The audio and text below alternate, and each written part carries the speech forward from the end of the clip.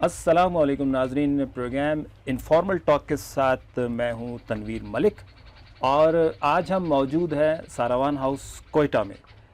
जनाब, जिस जगह हम मौजूद हैं ये जगह बलूचिस्तान की अहम तरीन कबायली और सियासी जगह है, जहां से कहा जा सकता है कि माजी में भी और आज भी अहम तरीन शख्सियात इस घराने से सूबाई तौर पर और वफाकी तौर पर पाकिस्तान और बलूचिस्तान की नुमाइंदगी करती रही हैं। साबिक गवर्नर का ताल्लुक़ इस घराने से है, साबिक वज़ीर आला इस घराने से हैं, सेनेटर इस घराने से हैं, MNAs इस घराने से हैं। और अगर बात की जाए बलूचिस्तान में मुतवाज़न सियासत की, तो मुतवाज़न सियासत के हवाले से जब ज़िक्र होता है तो सारावान हाउस का ज़िक्र ज़रूर होता है। और बहुत सारी शख्सियात हैं इस घराने से जिनका ताल्लुक़ सियासत से है, आप बखूबी उनके हवाले से आगाह हैं। एक शख्सियत जिन्होंने मुल्की लेवल पे बलूचिस्तान का मुकदमा और आलमी सतह पर पाकिस्तान और बलूचिस्तान का मुकदमा बड़ी खूबसूरती से हमेशा से पेश किया, आम आवाम के हकूक़ की बात की, ना सिर्फ बलोच आवाम के हकूक़ की बात की बल्कि सारी इकाइयाँ जो पाकिस्तान में रहती हैं उनके राइट्स की भी बात की। साबिक सेनेटर हैं, सीनियर सियासी शख्सियत हैं, मुमताज़ कबायली शख्सियत हैं और आज हमारी खुशबख्ती है कि आज हम उनके साथ यहाँ मौजूद हैं। हमारे साथ इस वक्त मौजूद हैं नवाबज़ादा हाजी लश्करी रिसानी साहब। अस्सलाम वालेकुम सर। वालेकुम सलाम। आप ठीक ठाक हैं? मुझे अच्छे हैं। आज साहब वेलकम करेंगे इनफॉर्मल टॉक में। आप भी वेलकम है सर। बहुत बहुत शुक्रिया। आज साहब प्रोग्राम का आगाज़, जो पहला सवाल है, एक आम से सवाल से प्रोग्राम का मैं आगाज़ करूँगा और सवाल बड़ा आसान सा है। नवाबज़ादा हाजी लश्करी रिसानी साहब, पिछले 10 साल की सियासत जब हम देखते हैं, उससे पहले की सियासत जब हम देखते हैं तो बहुत फ़ाल नज़र आते थे, इस्लामाबाद में भी, सेनेट में भी, टेलीविज़न पर भी और मुख्तलिफ जो पार्लिमानी जमहूरी प्लेटफॉर्म थे उन पर भी। लेकिन अब बहुत खाल खाल नज़र आते हैं। सबसे पहले तो ये बताइएगा, हम जानना चाहते हैं कि इतने खाल खाल क्यों नज़र आते हैं? देखिए, अर्ज़ ये कि जब मैं पीपल्स पार्टी का सूबाई सदर बना तो एक पार्टी का नुमाइंदगी मैं करता था और मैं ये समझता था कि जिस कसीर कौमी मुमलिकत में हम रहते हैं, जिसको हम फेडरेशन कहते हैं, उस पॉलिटिक्स में मैंने अपना किरदार अदा करना है। तो जब मैं सदर था, यकीनन चैनल्स भी सुनते थे, सेनेटर था मैं, मेरे पास वाटर एंड पावर का स्टैंडिंग कमेटी भी था, तो हम काम करते थे। इस्लामाबाद में रहते थे। अक्सर आपके पाकिस्तान के चैनल, उनके हेडक्वार्टर्स या उनका पॉलिसी लाहौर से, इस्लामाबाद से बनता है। उसमें मैं शायद इसी तरीके से नज़र आता था जो आज मैं नज़र नहीं आता हूँ, मगर अपने कैपेसिटी में, अपने हैसियत में, बलूचिस्तान के पॉलिटिक्स में आज भी मैं अपना किरदार अदा कर रहा होता हूँ। मसलन उसमें बहुत सारे ऐसे पॉलिटिकल एक्टिविटीज़ हैं जिसमें मेरा किरदार है।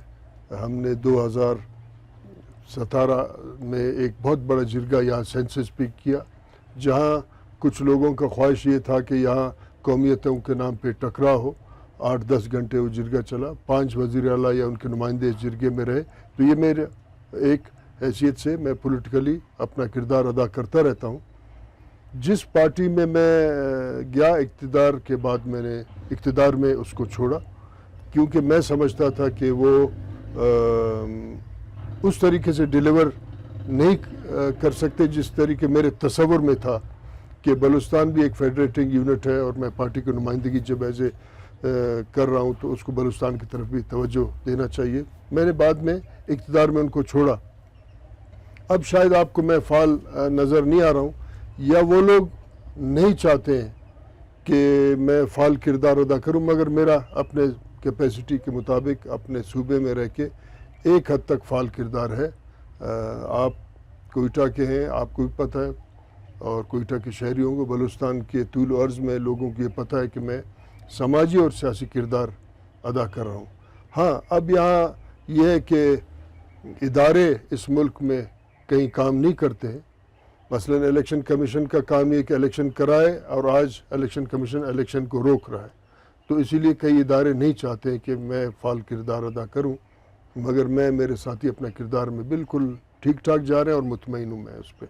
हाँ, ये है कि जो नेशनल चैनल्स हैं जिन पे कई लोगों पे शायद खामोश पाबंदी है, حالانکہ یہاں آپ دیکھیں کہ پاکستان کے سابق وزیر اعظم عمران خان کا نام لینے پہ بھی پابندی ہوا، شاید ہم پہ بھی اسی قسم کا پابندی ہو سکتا ہے، مگر میں سوشل میڈیا کے ذریعے یا پولیٹیکل ایکٹیویٹیز کے ذریعے یا کتاب دوست موومنٹ میں چلاتا ہوں. اس وقت تک میں نے بلوچستان کے طول و عرض میں 65,000 کتابوں کا گفٹ پہنچا ہے. آواران تک ہماری کتابیں ہیں، جیونی میں ہے، نوکنڈی کے اندر، پنجگور میں ہے، تربت میں، یونیورسٹیوں کے اندر ہم نے کتابیں دی ہیں. تو میں سمجھتا ہوں یہ بھی میرا ایک فعال کردار ہے. اپنے آئندہ نسل کو کلیشنکوف کے بجائے کتاب کے ساتھ جوڑنے کا کوشش کر رہا ہوں. یہ ایک فعال کردار ہے، نظر نہیں آ رہا ہوگا مگر میں اس کا مستقبل بہتر دیکھتا ہوں. آج صاحب اوور آل جب بات کی جاتی ہے، ہسٹری کی بات کی جائے تو جس علاقے سے آپ کا تعلق ہے مہر گڑھ، تو اس کی تہذیب 10,000 سال پرانی تہذیب ہے، سویلائزیشن جو ہے. اور پھر ہم اور آگے بڑھتے ہیں تو جو چیف آف ساراوان کی جو شخصیت ہے بیفور پارٹیشن بھی ایک تاریخی پس منظر ہے کہ عام ترین یہ یوں کہہ لیجئے کہ خطاب رہا ہے، عام ترین ذمہ داری رہی ہے جو آپ کا ٹرائب جو ہے نبھاتا آ رہا ہے. ایک تو جینیٹکس کی بات ہوتی ہے تو وہ مہر گڑھ سے آپ کے گھرانے کا تعلق ہے، اور کانک میں آپ رہتے ہیں وہ سارے ایریا مہر گڑھ کا ہے. علیحدہ سے وہ تہذیب بہت شاندار، اس پہ بڑی ڈیٹیل میں بات ہو سکتی ہے. یہ بتائیے گا کہ جب ساراوان، چیف آف ساراوان کے علاقوں کی بات کی جاتی ہے تو کافی سارے علاقے آتے ہیں. اس میں سیاسی طور پہ بھی وہ علاقے آتے ہیں، قبائلی طور پہ بھی آتے ہیں علاقے، اور وہ انٹر لنک ہیں قومی یا صوبائی معاملات کے ساتھ بھی. تو اوورآل فرمائیے گا کہ ساروان کی جو ذمہ داری ہے، پھر ایک پولیٹیکل ذمہ داری ہے، تو اس کو کس طرح ڈیوائیڈ کر پاتے ہیں آپ، اور جسٹس کس طرح کر پاتے ہیں؟ دیکھیں، ریاست کلات کے اگر آپ تاریخ کو دیکھیں، کلات کا خود تاریخ بہت قدیم ہے. یہاں کئی تہذیبیں اور تمدن انہوں نے عروج پایا، اس کے بعد ان کا زوال ہوا ہے. ریاست کلات پہ میرواڑی قبائل کا 15ویں صدی سے حکومت رہا ہے. اس کے بعد آپ جو آگے رہے، ریسانی قبیلے کا، ان کے سرداروں کا اہم کردار رہا ہے اس پورے سسٹم کو مرتب کرنے میں، اور ان کے کو آگے لے جانے میں ہمارا خاندان کا ایک کردار رہا ہے. نوری نصیر خان کے دور میں انہوں نے اس کو مزید فعال بنایا. اس میں 3 حصے قبائل کے بنائے گئے. اس میں ریاست کلات کا جو حاکم، خان کلات جس کو کہا جاتے ہیں، اس کے رائٹ پہ ساراوان کا جو کنفیڈریسی تھا وہ تمام سردار بیٹھتے تھے، اور پہلے نمبر پہ ریسانی، اس کے بعد شاوانی. اسی طریقے سے ایک 10-11 قبائل کا ایک پورا حصہ ہے وہ رائٹ سائڈ پہ. رائٹ سائڈ کا مطلب یہ کہ وہ سینئر موسٹ قبائل تھے. پھر لیفٹ پہ زرگزی، مینگل، مامسنی اور یہ قبائل. پھر دربار کے اندر رائٹ لیفٹ پہ بیٹھنے کے بعد سامنے خان کلات کا ان کا دستہ خاص بیٹھتا تھا، وہ بھی اس کے قریبی قبائل تھے. اور ایک باقاعدہ قومی نظم بنایا گیا. یہاں پھر ایک ریجنسی کونسل بھی ہوا کرتا تھا. جب خان کلات کا اور قبائل کے درمیان میں کوئی تنازع ہو، وہ ریجنسی کونسل خان کلات کو بھی اس کے سامنے پیش ہونا پڑتا تھا. اس کو وہ مسائل کو حل کرتے تھے. ساتھ ساتھ ایوان بالا تھا، یا ایوان خاص آپ کو کہیں، ایوان عام تھا. یہ بھی ایک سیمی ڈیموکریٹک سسٹم تھا، اپنے ارتقاء کی طرف جا رہے تھے. اب جب رائٹ پہ خان کلات کا ریسانی قبیلہ بیٹھے گا تو اس کو ایک ٹائٹل دیا گیا، خان ثانی یا نواب. نواب فارسی میں حاکم کے نمائندے کو کہا جاتا ہے، جو ان کے تمام معاملات کو سمجھتے ہیں. اب تو ہمارے اداروں نے نئے بھی لوگ ایسے ایجاد کیے ہیں جو فعال تو نہیں ہیں مگر سماج کے افراتفری میں اپنا کردار ادا کر رہے ہیں. تو خان ثانی کا کردار رہا ہے، اور ابھی تک کوشش کرتے ہیں کہ ہم بھلے وہ سسٹم نہیں ہے، اس کو تو ہمارے ریاست اور اداروں نے اپنے پارلیمنٹ اور اپنے عدلیہ کی طرح برباد کرنے کی کوشش کیا ہے، مگر ہم اپنے خاندانی طور پہ وہ کردار ادا کرتے رہے. ریاست کلات کے منظم ہونے میں تمام قبائل کا ایک اہم کردار رہا ہے، مگر ساتھ ساتھ ریسانی قبیلے نے اس کو ہمیشہ سے لیڈ کیا ہے. جب کلات پہ مسائل آئے تو ہم نے ان کو اراول دستے کا حیثیت سے کردار ادا کیا. جب ایرانی جو شہنشاہت طاقت میں تھا، ریاست کلات کا جب دستہ دلی اور کیا نام ہے پانی پت گئے تو ہم نے بھی اپنے سنوان کا جو دستہ تھا اس کا قیادت کیا اور اپنا جھنڈا اٹھایا ہے. اب بھی اکثر قبائل جو کہ اپنے قبائلی نظم کے اس فریم ورک میں رہنا چاہتے ہیں اور اس اپنے آبائی ارتقائی اثاثہ جن کو ہم روایت کہتے ہیں جو اس کا احترام کرتے ہیں، تو رحسانی خاندان کا ایک اہم حصہ ہے. اس میں قبائل اپنے سرداروں کے ساتھ ساتھ ساراوان ہاؤس کا آج بھی احترام کرتے ہیں. ہاں، اب بات یہ کہ ریاست نے کسی بھی ادارے کو چھوڑا نہیں ہے کہ وہ فعال طریقے سے کام کریں. آج آپ اپنے پاکستان کے پارلیمنٹ کو دیکھیں کہ وہ کوئی فعال کردار ادا نہیں کر رہا ہے. تو اس لیے ہم اس قومی نظم کے امین ہیں، اس کو بچانے کی کوشش کرتے ہیں. تو پھر ریاستی ادارے جنہوں نے تمام ملک کے اداروں کو غیر فعال کر دیا ہے، تو ہمارے خاندان اور ہم کو یا کوشش کیا جاتا ہے کہ ہم کو ٹارگٹ بنائیں، اس کو ہم فیس کر رہے ہیں. یقیناً ایک دن تاریخ دان آ کے لکھے گا کہ ہمارے خاندان کے ساتھ جو زیادتیاں ہوں اس کے وجوہات کیا تھے، کہ ہم اپنے قومی نظم کے امین تھے اور اس کو بچانے کا کوشش کر رہے ہیں. ایک سوال بڑا عام سوال ہے اور بہت سارے لوگ اس سوال کے جواب میں پس و پیش سے کام لیتے ہیں، اور مجھے قوی امکان ہے کہ آپ اس کا کھلا جواب دیں گے. ایک عام سوال یہ ہے جو پورے صوبے میں ایک سوال پوچھا جاتا ہے یا سوچا جاتا ہے، اس کے بارے میں ایک تاثر ہے. آپ کے والد صاحب بھی گورنر بلوچستان رہے ہیں، آپ کے بھائی نواب اسلم رسانی وزیر اعلیٰ رہے ہیں، آپ سینیٹر رہے ہیں، اور آپ کو ظاہر ادراک ہوگا ان تمام حالات کا، صورتحال کا. کہا یہ جاتا ہے کہ جو بلوچستان کا ٹرائبل سسٹم ہے، جو قبائلی نظام ہے، وہ بلوچ جو عوام ہے ان کی ترقی کی راہ میں رکاوٹ ہے. سردار جو ہیں وہ بلوچوں کو ترقی نہیں دے رہے، ان کے علاقوں میں سکولز نہیں دے رہے، ہاسپٹلز نہیں دے رہے، وسائل نہیں پہنچنے دے رہے. اس تاثر کے بارے میں فرمائیے گا کہ یہ جو تاثر ہے. دیکھیں، اگر آپ کا تعلق میڈیا سے ہے اور آپ نے ہمیشہ ایک چیز دیکھا ہوگا کہ ہر کچھ عرصے بعد نئے سائیکولوجیکل پراکسیز ایجاد کیے جاتے ہیں اس ملک میں، اور لوگوں کا توجہ اصل مسائل سے ہٹا کے ایک چھوٹے سے مسئلے پہ فوکس کرتے ہیں. کبھی چودھری افتخار کا مسئلہ، یعنی وہ ایک جج کا مسئلہ تھا، عدالت کا نہیں تھا. جج کے مسئلے کو اہمیت دی گئی، عدالت آج بھی نظریہ ضرورت کی بنیاد پہ معاملات کر اور ملک کو بحران میں ڈالا ہے. یہ تاثر ایجاد کیا گیا ہے، اور اکثر جو سردار ہیں ان کے پاس کوئی ڈیولپمنٹ فنڈ تو نہیں تھا کہ وہ انہوں نے ترقی کو روکا.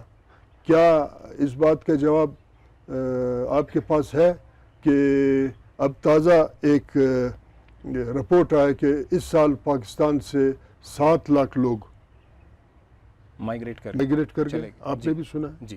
کیا اس میں بھی بلوچوں کے سرداروں کا ہاتھ ہے؟ پچھلے دنوں 300 لوگ یونان کے ساحل پہ ڈوب گئے، وہ تو بے روزگاری بدحالی کی وجہ سے گئے. اس میں بھی کوئی آپ سمجھتے ہیں کہ ان کا ہاتھ ہے؟ لوڈ شیڈنگ کا وجہ کیا ہے؟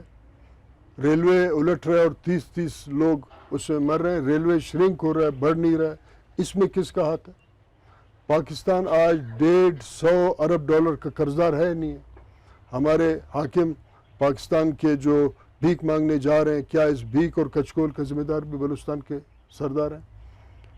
بلوچستان کے علاوہ پورے پاکستان میں اس وقت 3 سے 4 کروڑ کلیشنکوف گھروں میں پڑے ہیں. اس کا ذمہ دار کون ہے؟ یہ بھی تو بہت بڑا بحران ہے. مثلا میں آپ کو ایک اور اس کا مثال دوں کہ آج بھی وفاقی حکومت اپنے چہیتوں کو کلیشنکوف کا لائسنس دے رہا ہے. یہ کام تو پولیس کا ہے. اس کا مطلب ہے امن امان کو اتنا برباد کیا گیا ہے کہ لوگوں کو خود کہا جاتا ہے کہ آپ اپنا اسلحہ خود اٹھائیں. یہ تو کام پولیس کا ہے، یہ کام انٹیلیجنس کا ہے. یہ اس بحران کا کون ذمہ دار ہے؟ آج آپ اگر دیکھیں کہ وابڈا 1000 ارب کا لیکیج ہے، اس کے ذمہ دار کون ہے؟ کراچی میں ہزاروں لوگ ٹارگٹ کلنگ کے شکار ہوئے، بدامنی ہوئی. اس کا ذمہ دار بھی کسی کو ٹھہرانا چاہیے. اب اس وقت پاکستان کا ایک بہت بڑا حصہ خط غربت سے نیچے زندگی گزارتی ہے. اس کی ذمہ داری بھی کسی پہ ڈالا جائے. یہاں تک کہ ہر حکومت کو 2 سال 3 سال کے بعد اتارا جاتا ہے اور اس پہ کوئی الزام لگتا ہے. اس کے ذمہ دار آپ کس کو ٹھہراتے ہیں؟ تو یہ ایک پراکسی ہے کہ ریاستی ادارے جو اس ملک کے اختیار کو اپنے پاس رکھنا چاہتے ہیں کہیں نہ کہیں وہ ان تمام معاملات کو ایجاد کرتے ہیں. اب اس کے بعد ڈاکٹر مالک صاحب کا جو مری معاہدہ ہوا تھا وہ تو اپنے آپ کو کہتے ہیں مڈل کلاس کے، وہ ٹھیک کر لیتے. قدوس بی جو صاحب بھی مڈل کلاس کے تھے، وہ ٹھیک کرتے. ان کو لانے والے کون ہیں؟ کیا آج بلوچستان کے کوٹے پہ جو 22 سینیٹر ہیں وہ کون سے سردار ادھر بیٹھے ہیں کہ بلوچستان کی آواز بالکل لیا ہی نہیں جاتا ہے، خاموشی ہے. راتوں رات ایک پولیٹیکل پارٹی وہ طاقتور قوتیں بناتے، سردار نے تو نہیں بنایا، اور ان کے لیے ٹھپے مارتے ہیں. یہ اس قسم کا ایک ماحول بنایا جاتا ہے تاکہ لوگ آپس میں دست بگریبان ہوں، سردار اور اس کا قبیلہ آپس میں دست بگریبان ہوں. اس دست بگریبان ہونے سے آپ کے ریاست نے ہمارے وسائل کو لوٹا. اگر آپ دیکھیں سوئی گیس جو بلوچستان میں 1954 سے نکلا ہے، اس کے سینکڑوں ارب روپے ریاست قرض دار ہے. کیا اس کے بھی ذمہ دار سردار ہیں؟ اس کے بعد ریکودک کا بیچنے والا کون ہے؟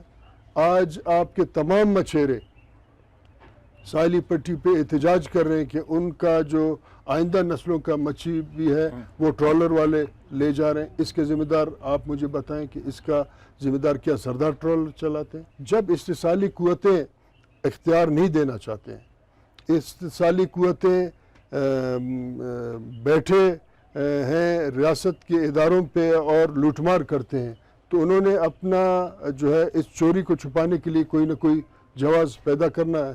اور وہ لوگ جو اس ملک کے حاکم ہیں ریٹائرمنٹ کے بعد پھر کیوں جاتے ہیں؟ اگر اتنے وفادار ہیں اس ملک کے، کیونکہ وہ وفادار نہیں ہیں، وہ پھر جاننا نہیں چاہیے امریکہ، یورپ، کینیڈا وغیرہ، لندن ادھر ہی بیٹھے. تو یہ جو الزام ہے انہوں نے 70 سال سے لگایا. اب ان کا اپنا شخص آیا ہے، انوار اللہ کاکڑ وغیرہ وغیرہ، ان کا لایا ہوا ہے. اب ہم دیکھتے ہیں، کیونکہ الیکشن تو ہوتے ہوئے نظر نہیں آ رہے مجھے، کیونکہ جس طریقے سے اس کو لایا گیا ہے. آپ دیکھیں راجہ ریاض کہتے ہیں ہمارے بڑوں نے فیصلہ کیا ہے. تو اس کا مطلب یہ ہے کہ سرداروں پہ تو الزام لگاتے ہیں. آپ کئی سرداروں کو دیکھیں، ان کا معاشی حالت مڈل کلاس سے بھی نیچے. میں ان کا دفاع نہیں کر رہا ہوں، مگر میں آپ کے بات کا سوال اپنے اس دلیل سے دینا چاہتا ہوں کہ باقی پاکستان کو پسماندہ رکھنے والا کون ہے.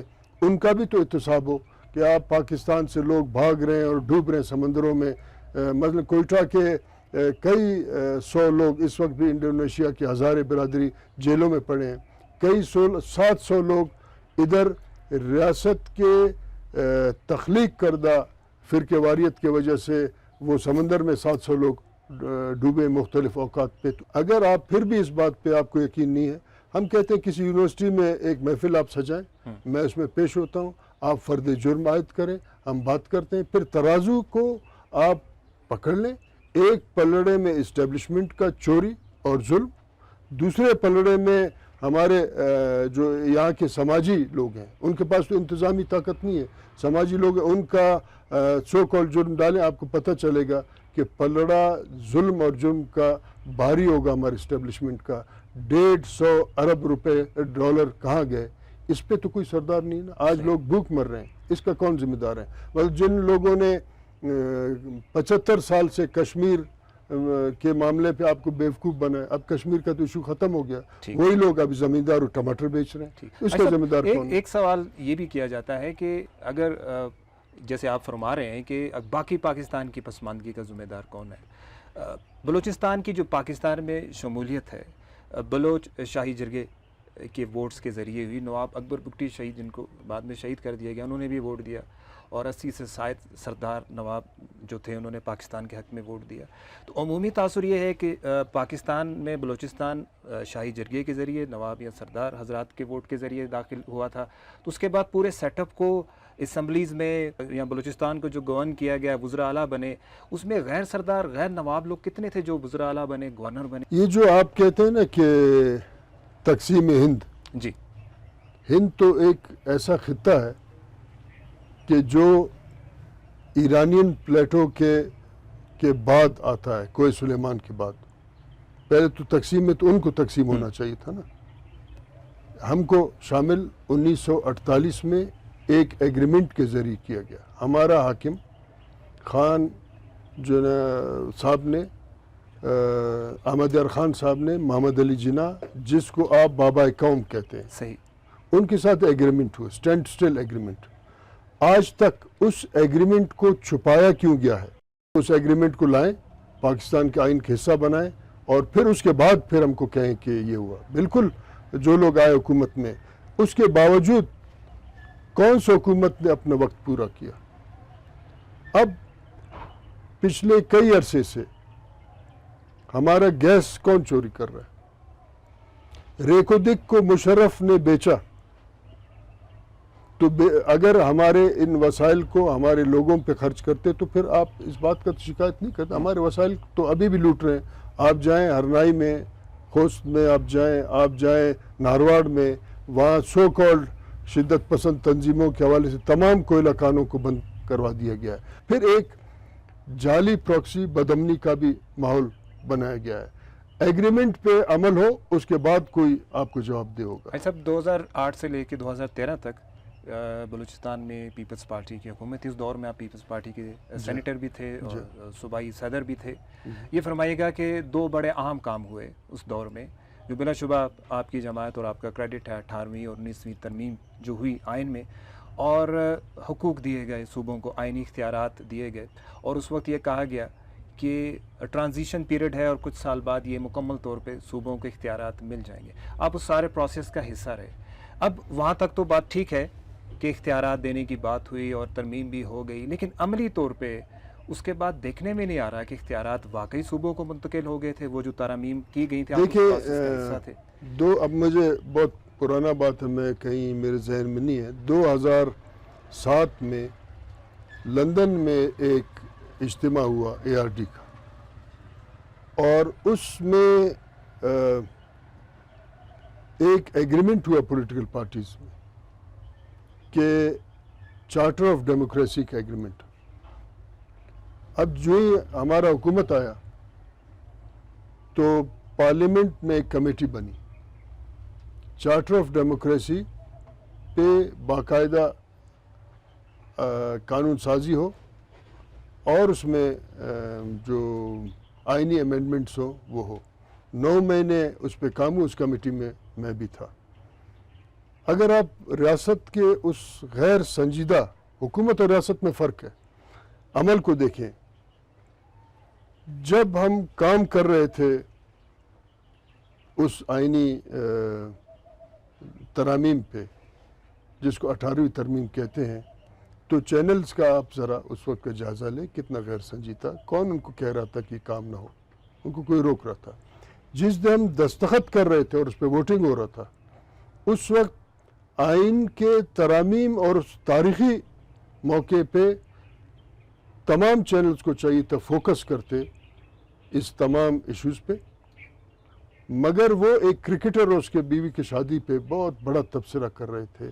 یعنی وہ دو افراد کو پاکستان کے لوگوں اور صوبوں کو اور فیڈریشن کے مستقبل سے زیادہ آپ کے چینل اہمیت دے رہے تھے. ناظرین کی آسانی کے لیے تھوڑا مینشن کر دوں کہ وہ کرکٹر جو تھے شعیب ملک اور ثانیہ مرزا تھے, عمران خان نہیں تھے, جو 2007 کی بات ہو رہی ہے. ٹھیک ہے جی, وہ تھے. اس کے بعد اگر آپ غور کریں, ابھی تک وہ کمیٹی تھا, اس پہ مکمل عمل درآمد نہیں ہوا. اس کی سفارشات پہ, اس کی سفارشات میں نہیں ہوا. اس کے ساتھ کیا ہوا پھر 2013 میں جب الیکشنز ہوئے, اکثریتی وہ لوگ جنہوں نے 18ویں ترمیم میں کام کیا تو ان کو ہرایا گیا. ان میں ایک میں ہوں, مولانا صاحب بھی ہیں, اور یہاں تک ان کو ہرایا گیا کہ رضا ربانی صاحب جو کہ سینیٹر تھے, ان کو صادق سنجرانی کو ان پہ ترجیح دیا گیا.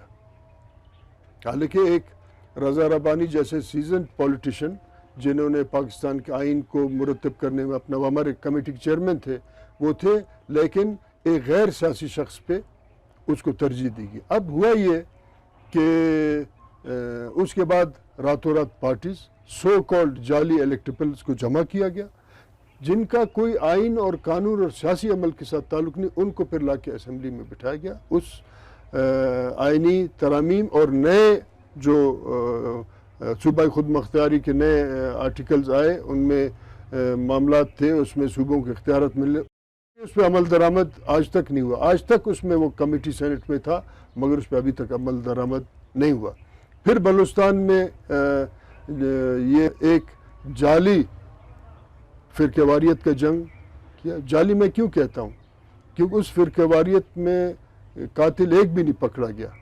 سو کالڈ ماسٹر مائنڈ کا ٹارگٹ کلنگ ہوا، یعنی وہ تمام راز اس میں بند ہوئے. ایک انسرجنسی کے نام پہ لوگوں کے اوپر ایک جنگ مسلط کیا گیا تاکہ وہ حکومت جو 18ویں ترمیم میں اپنے صوبے میں کیپیسٹی بلڈنگ کرے، اپنے صوبوں کو اداروں کو بنائے، ان کو کام کرنے کا موقع ہی نہیں دیا. چلے اس کے بعد پھر 2013 میں ایک حکومت آیا، 2018 تو ابھی فوت ہو گیا. ان کو کام کرنا چاہیے تھا، کیونکہ ان کو پھر لایا اس لیے گیا کہ یہ آئین کا کام کرنے کے بجائے بوٹ پالش کریں. یہاں اب اتنا طاقتور ہو گیا اسٹیبلشمنٹ کہ چہرے تو بدلتے ہیں، اس کے نتیجے میں کام نہیں ہوتے، جوتے چمک جاتے ہیں. صدر آصف علی زرداری جس دور میں ملک کے صدر تھے، ان کا ایک بیان بعد میں ایک سامنے آیا جب ان سے پوچھا گیا بلوچستان کے بارے میں، تو ایک سٹیٹمنٹ ہے ان کا، شاید آپ نے وہ سنا ہوگا اور دیکھا بھی ہوگا. انہوں نے کہا کہ میں نے بلوچستان کے لیے کافی کچھ کیا اپنے 5 سالوں میں، بلوچوں نے اپنے لیے کچھ نہیں کیا. کیا یہ ان کی بات ٹھیک ہے؟ آپ کے سابقہ ایک سیاسی رفیق بھی وہ رہے ہیں. دیکھیں، میں محترمہ بے نظیر بھٹو کی ٹیم کا ایک ممبر تھا، ابھی بھی وہ بہت ہی میرے لیے قابل احترام ہے. ہم یہ سمجھتے ہیں کہ ان کے جانے سے ایک بہت بڑا پولیٹیکل خلا ہوا. اس کے بعد اگر آپ غور کریں کہ پاکستان کا سیاست افراتفری کا شکار ہے. محترمہ شہید کے دور میں 2 قسم کے پولیٹکس تھے، پرو ڈیموکریسی اور اسٹیبلشمنٹ کے وہ جو ٹاؤٹس ہوا کرتے تھے. ان کے جانے سے یہ خلا ابھی تک پیدا ہوا. ابھی تک پولیٹیکل پارٹیز میں وہ لیڈرشپ نہیں ہوا جو پولیٹکس کو ایک رخ دے. میں نے جب ان کا شہادت ہوا، پھر ہمارا ایک سینٹرل ایگزیکٹو کمیٹی کا میٹنگ ہوا وہاں لاڑکانے میں نے کہا محترمہ کی شہادت ایک ثانیہ اور ایک واقعہ نہیں تھا، نہ ایک المیہ تھا بلکہ العلمیہ تھا.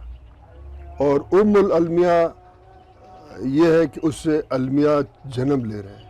آج جس پارلیمنٹ کو آپ نے 5 سال دیکھا، اس کا ایک حصہ تو مستعفی ہو، دوسرے حصے نے عمران خان کے ساتھ غداری کر کے آئے. آج آپ دیکھیں کہ غیر سیاسی لوگوں کو لا کے مسلطی العلمیہ تھا. اب انہوں نے یہ کہا کہ میں نے کچھ کیا.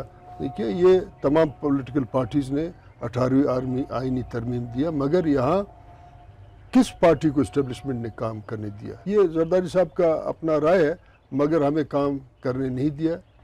اور یہاں ریاست ہر پولیٹیکل ورکر کے لیے کسی نہ کسی کرمنل کو وہ پالتے ہیں تاکہ پولیٹکس میں وہ آزادی سے، سوچ سے، فکر سے کام نہیں کر سکے.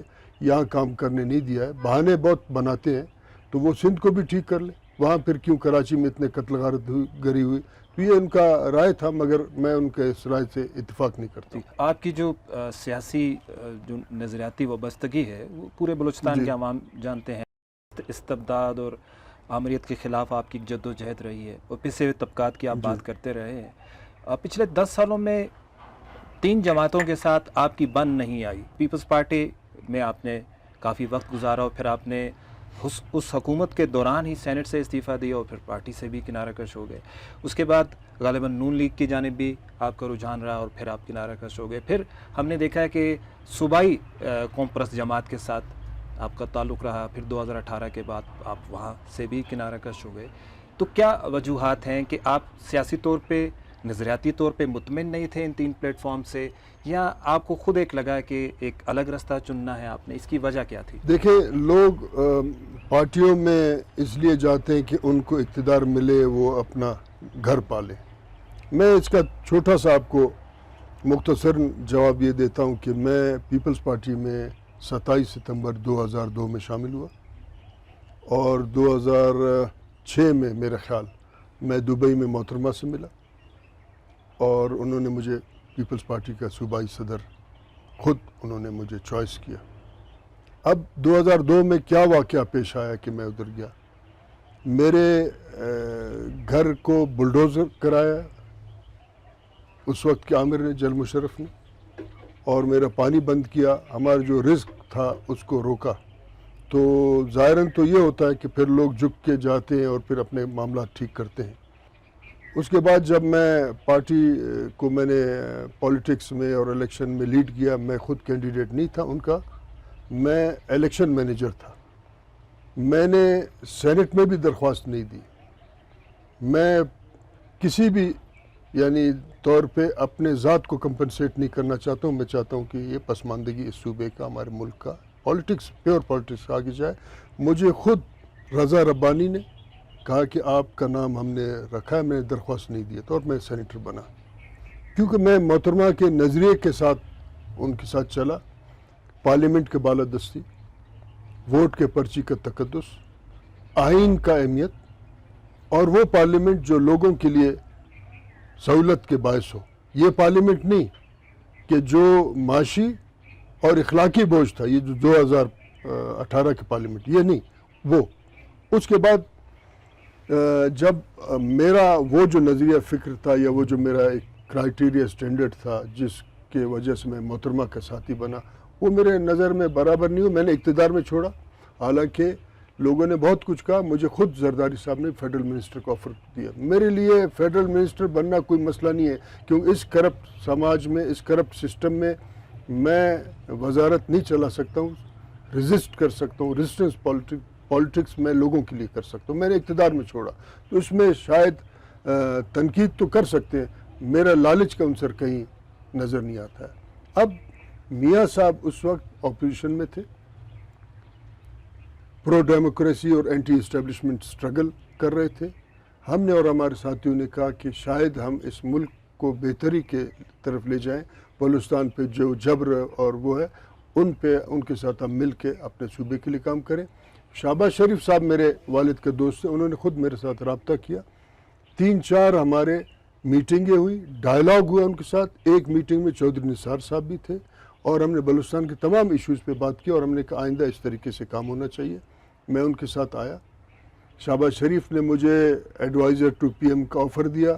میں نے کہا میں ریزسٹنس پولیٹکس کرتا ہوں، میں سرو کرنا چاہتا ہوں، یہ نوکریوں والا دھندا میں نہیں کرتا ہوں.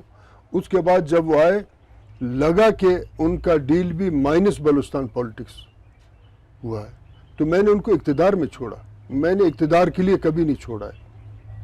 آج آپ نے دیکھا کہ پاکستان کو ہماری اسٹیبلشمنٹ نے اخلاقی طور پہ اتنا پست کیا. کوئی پولیٹیکل ورکر پالیٹکس میں نہیں ہے، ٹھیکیدار ہے یا بوٹ پالشی ہے. اقتدار کے لیے وہ جاتے ہیں، میں نے اقتدار میں ان کو چھوڑا. اس کے بعد ہم یہ سمجھ رہے تھے کہ جو بلوچستان کا بحران ہے، اس بحران پہ قابو پانے کے لیے ایک بہت بڑے پولیٹیکل پارٹی کی ضرورت ہے. وہ پولیٹیکل پارٹی فیڈریشن، اسٹیبلشمنٹ اور خطے میں جو ہمارے ہمسائے ان کے ساتھ ڈائلاگ کر سکتا ہے، ہم اس بحران سے نکل. یہ میرا اور میرے ساتھیوں کا میٹنگ ہوا، اور اس پہ ہم یہ سمجھے کہ بلوچستان نیشنل پارٹی میں ہم اپنا بھی حصہ ڈالیں اور ایک بڑا آواز بنے بلوچستان پارٹی. جس طریقے سے پیپلز پارٹی سندھ بیس پارٹی ہے، نون لیگ پنجاب بیس پارٹی ہے، P T I Pakhtunkhwa base party ہے، تو بلوچستان میں یہاں جو چھوٹے چھوٹے ٹکڑیوں میں ہماری اسٹیبلشمنٹ نے تقسیم کیا ہمارے صوبے کو، اس پہ ہم ایک بڑے پولیٹیکل پارٹی کو لائیں، اور ہم جو ہمارا بات ہوگا وہ ہمارے صوبے کا بات ہوگا، لوگوں کا آواز ہوگا. اس میں ہم اپوزیشن میں تھے جب بی این پی ہم گئے. جب وہ باپ پارٹی کے قدوس بیزنجو کو انہوں نے حمایت کی، تو پھر وہ پارٹی میرے لیے ختم ہوا. میں تو ابھی تک اپنے نظریے پہ ہوں. وہ پارٹی ختم ہوا تو باپ پارٹی کے سٹرگل کے لیے تو نہیں گئے تھے. ہمارا پارٹی جس میں ہم گئے اپوزیشن میں، مسنگ پرسنز کے ایشو ہونا چاہیے، وسائل پہ اختیار ہو، قومی حق کے حکمرانی صوبے کو، سائل پہ ہمارے اختیار ہو، وسائل پہ ہمارے اختیار ہو، عام آدمی پہ ہمارے گیس پہ ہو. یہ اس کے بعد ہم نے پی ایس ڈی پی کے لیے ان کے ساتھ نہیں گئے تھے کہ ہم ٹھیکیداروں کا سیاست کریں. پھر میں نے یقیناً ان کے ساتھ میرے رائے جدا ہوا. وہ اقتدار میں تھے، میرا رائے جدا ہوا. تو اس کا یہ ہے کہ ہاں، یہ ہے کہ میں نے چھوڑا ہوگا، مگر میں نے اقتدار میں چھوڑا ہے، اور ہمیشہ ان کا نظریہ جب حزب اختلاف میں تھا ایک تھا، اور اقتدار میں آنے کے بعد پی ایس ڈی پی کا پالیٹکس کیا, پورے دن فائنانس منسٹری میں اور پی این ڈی میں گھوم رہے ہوتے تھے وزیر صاحبان. تو اس لیے یہ میرا پالیٹکس نہیں ہے, یہ جز ہے لوگوں کا چھوٹے چھوٹے مسائل حل کرنا. کل یہ ہے کہ بلوچستان کے لوگوں کا ووٹ ان کے حق کے حکمرانی کا اختیار ان کے پاس ہو, وہ اپنے مستقبل کا تعین کریں. ایسا عمومی طور پہ یہ کہا جاتا ہے کہ بلوچستان میں جو وزراء اعلیٰ آتے ہیں عمومی طور پہ وہ با اختیار نہیں ہوتے, ان کے پاس اتنا اختیار نہیں ہوتا. نواب اسلم رئیسانی صاحب بھی وزیر اعلیٰ رہے ہیں, انہوں نے اپنی ٹرم پوری کی ہے بطور وزیر اعلیٰ. تو آپ مستعفی ہو گئے اور آپ پیچھے ہٹ گئے, تو آپ کو بخوبی علم ہوگا کہ اقتدار اصل میں وزراء اعلیٰ کے ہاتھ میں نہیں ہے. تو کبھی نواب صاحب کو مشورہ دیا ہے کہ آپ مستعفی ہو دیکھیں, گئے؟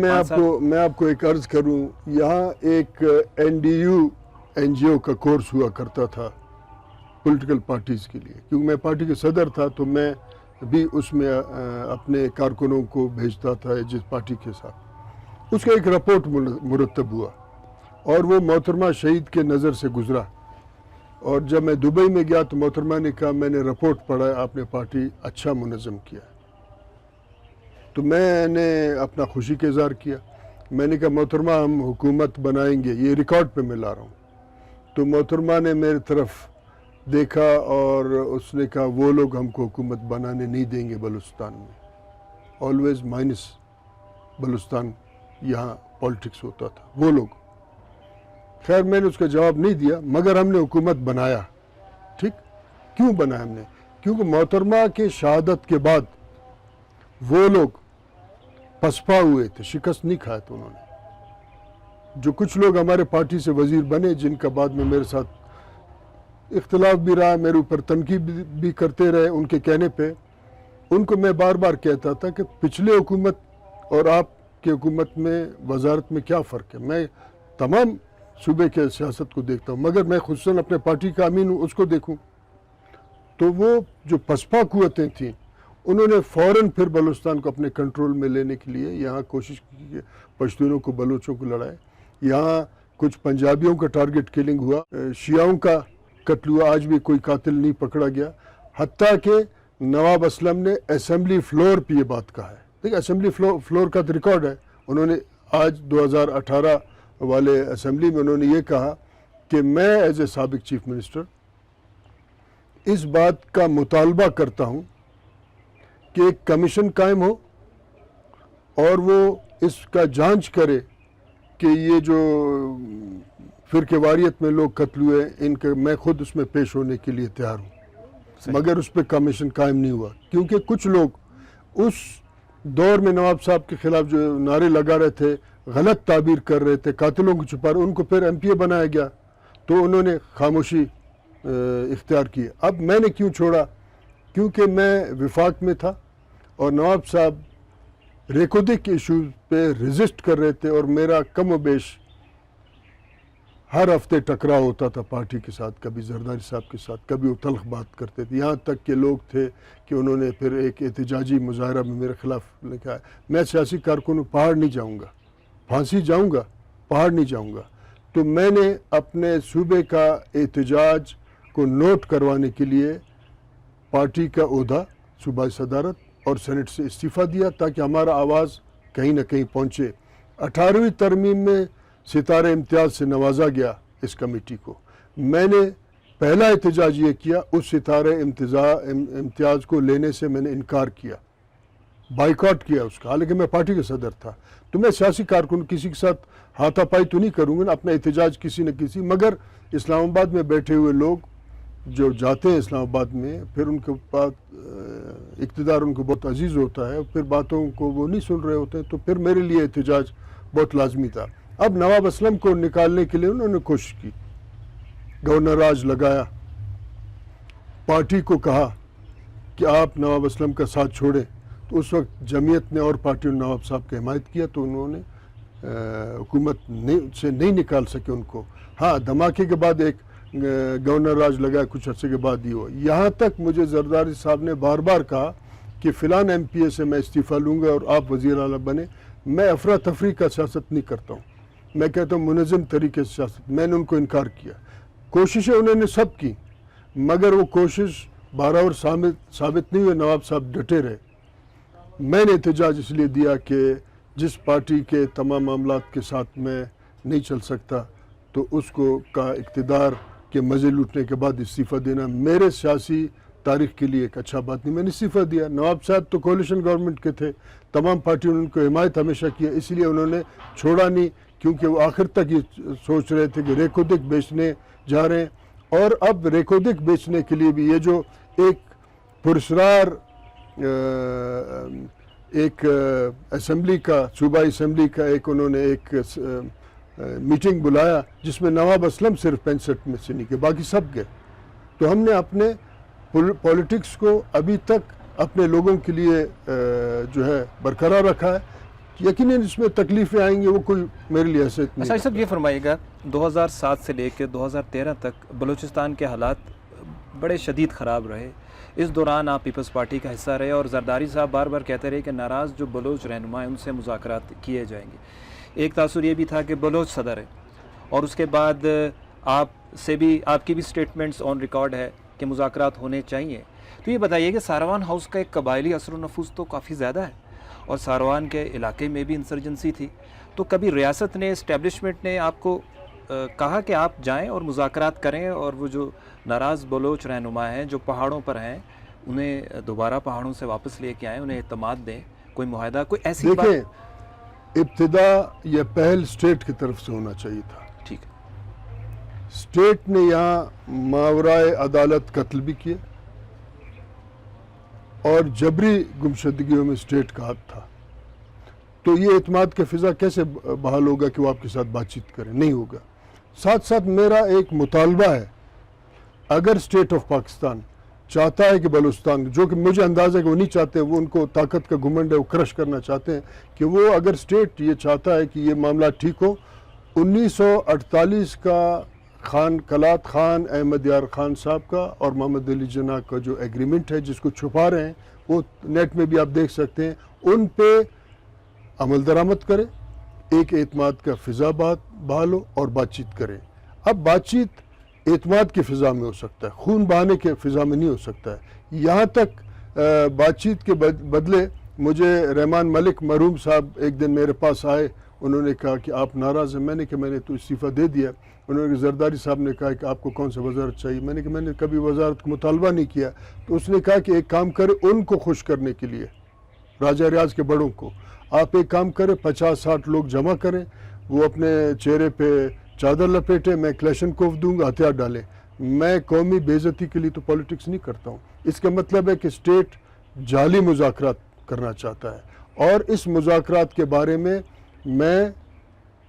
سلمان بشیر صاحب فورن سیکرٹری, گیلانی صاحب پرائم منسٹر, رحمان ملک صاحب, ہم کابل سے کراچی جا رہے تھے جہاز میں, تو میں نے ان کو ایک مشورہ دیا, تو گیلانی صاحب نے مجھے کہا کہ اس کو چھوڑ دیں ادھر ہی.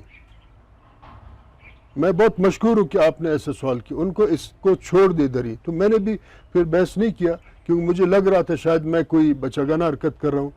تو اس کا مطلب ہے کہ یہ جو مذاکرات کا جعلی بات ہے, ہر حکومت اسلام آباد سے آتا ہے اور وہ کہتا ہے ہمارے دل دھڑکتے ہیں بلوچوں کے ساتھ. ہر حکومت یہ جھوٹ بولتا ہے, ان کا پیٹ نہیں, ان کا جیب دھڑکتا ہے بلوچوں کے ساتھ. ہمارے وسائل بیچ دیے انہوں نے. تو یہ بہت غلط بات ہے کہ ہم نے مذاکرات نہیں کیے. چلے اس کے بعد ڈاکٹر مالک صاحب بھی آئے, وہ کر لیتے, ان کو کس نے روکا تھا؟ سردار ثناء اللہ صاحب نے بھی ہتھیار ڈلوایا, وہ بھی مذاکرات کر لیتے. اب تو جام صاحب ان کا چاہیے تھا, قدوس بیزن جو یہ بات کرتے.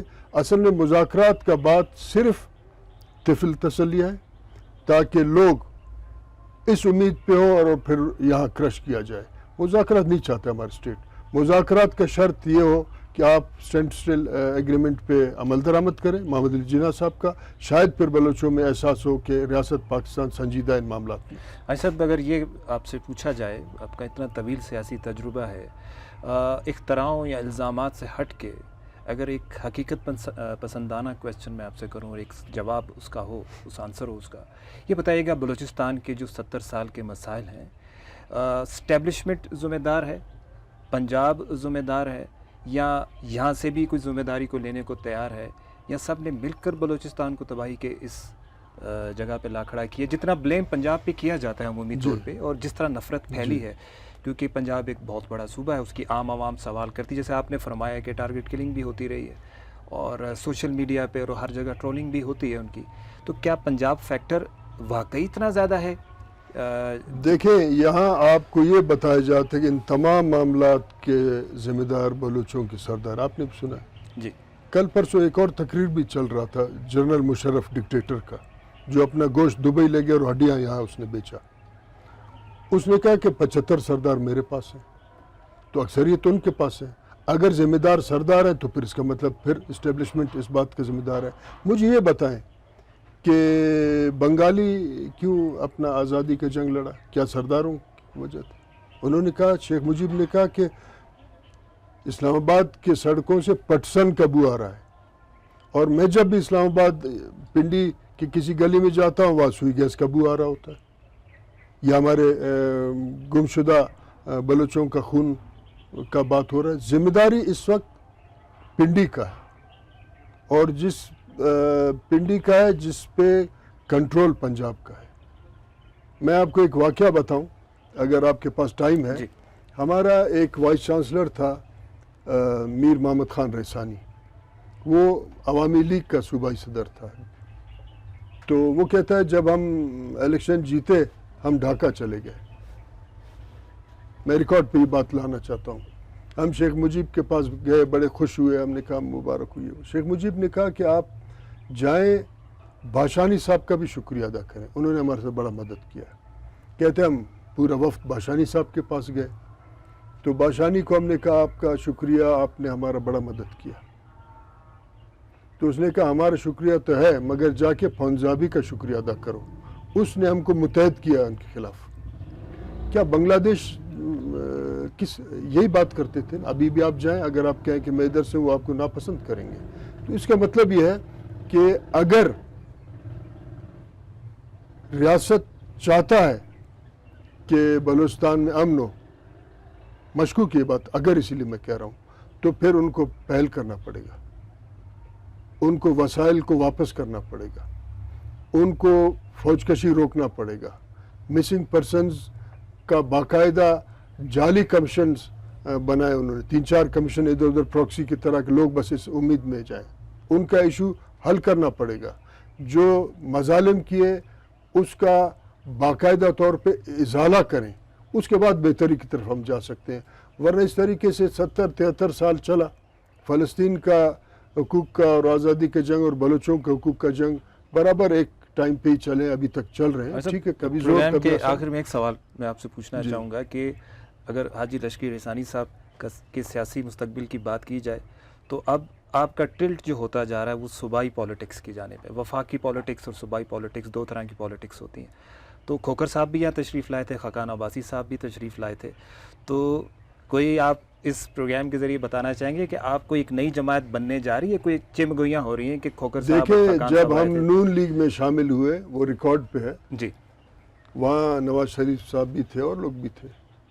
میرا یہ بات تھا کہ ہم فیڈریشن کی سیاست کو ایک چانس دے رہے ہیں. ٹھیک ہے, میرا یہ بات تھا. اب جب تک میرا صوبہ, میرے لوگ خوش نہیں ہوں گے تو میں پھر اس وفاق کو کیا کروں گا کہ جس نے ہمیں یہاں تک لا کے پہنچا, اور الزامات بھی ہم پہ لگاتے ہیں. کھوکھر صاحب ہیں یا عباس صاحب ہمارے اچھے دوست ہیں, اور ہم یہ سمجھتے ہیں کہ جو پارلیمنٹ خود کوئی آواز نہیں اٹھا سکتا, اس کے نیم البدل ہم ری امیجننگ پاکستان کے بنیاد پہ اپنا آواز اٹھائیں. اس لیے ہم آواز اٹھاتے ہیں, اور اس کو آپ احتجاج سمجھیں پولیٹیکل ورکر کا, کیونکہ باقی پارٹیوں پہ اب ٹھیکیداروں کا قبضہ ہے. تو اس کو اس طریقے سے ہم دیکھتے ہیں. اور اگر اس سیاسی خلا میں ایسا نظریہ اور فکر کے بنیاد پہ ہم منظم ہوں کہ جو پارلیمنٹ کے بالادستی اور آئین کی اہمیت اور اداروں کے اپنے اپنے آئینی حدود میں لائیں تو یقیناً. ورنہ میں ہی سمجھتا ہوں کہ آج جتنے پارٹیاں ہیں, جس میں پی ڈی ایم اس وقت بھی موجود ہے یا بیچارہ کہیں نہ کہیں فوت ہو گیا ہے, جو انہوں نے حشر کیا پارلیمنٹ کا, ان پارٹیوں میں کم از کم میرے دل میں کوئی گنجائش اور احترام نہیں رہا کہ ہم ان کے ساتھ جا کے کوئی جدوجہد کریں. کیونکہ यहाँ बुनियादी तौर पे माइनस बलूचिस्तान का पॉलिटिक्स कर रहे हैं जो बेनज़ीर भुट्टो ने 2006 में कहा। आपको एक बात बताऊं कि इमरान खान साहब ने भी कहा कि अगर कोई भी इलेक्शन का सीट मेरा जाली हो, मैं था NA 265 में ट्रिब्यूनल से केस जीता था 2018 से। जी हाँ 2018 से। हालांकि अदालत का दरवाज़ा आप इंसाफ के लिए खटखटाते हैं, आज तक मेरे केस का फैसला नहीं हुआ। तो इसका मतलब ये है कि मेरा जेन्युइन पॉलिटिक्स को भी ये इस्टेब्लिशमेंट रोकना चाहता है। हालांकि मैं एक आदमी हूँ और एक MNA क्या कर सकता था, मगर उसको रोका। उसमें तमाम पॉलिटिकल पार्टीज बराबर के शरीक हैं कि वो भी इस मेरा जंग में मेरे साथ उन्होंने नहीं दिया। एक ख़ास कुव्वत इस मुल्क के सियासत पे हावी है जो कि अवाम और उनकी आवाज़ को कहीं ना कहीं दबाना चाहता है। इसीलिए हम मुस्तफ़ा खोखर, मिफ्ता इस्माइल साहब और भी हमारे बहुत सारे सियासी कारकुन हैं, अब्बासी साहब, हम एक पार्लियामेंट से बाहर पार्लियामेंट का आवाज़ हमने उठाया जितना हमारे बस में था। जी बहुत बहुत शुक्रिया आपका बहुत शुक्रिया ईसानी साहब, आपने इतना वक्त हमें दिया। और नाजरीन, ये गुफ्तगू आपने सुनी और इस गुफ्तगू में ना सिर्फ बलूचिस्तान की तारीख़, कबाइल की तारीख़ और 2007 के बाद के जो सियासी और जोग्राफियाई हालात थे, हाजी लश्करी ईसानी साहब ने उस पर बखूबी रोशनी डाली। और फ्यूचर के हवाले से कि आगे क्या इक़दाम करने की ज़रूरत है कि बलूचिस्तान का जो एतमाद है वफाक पर बढ़े और हालात बेहतर हों। इनफॉर्मल टॉक के साथ अपने मेज़बान तनवीर मलिक को इजाज़त दीजिए।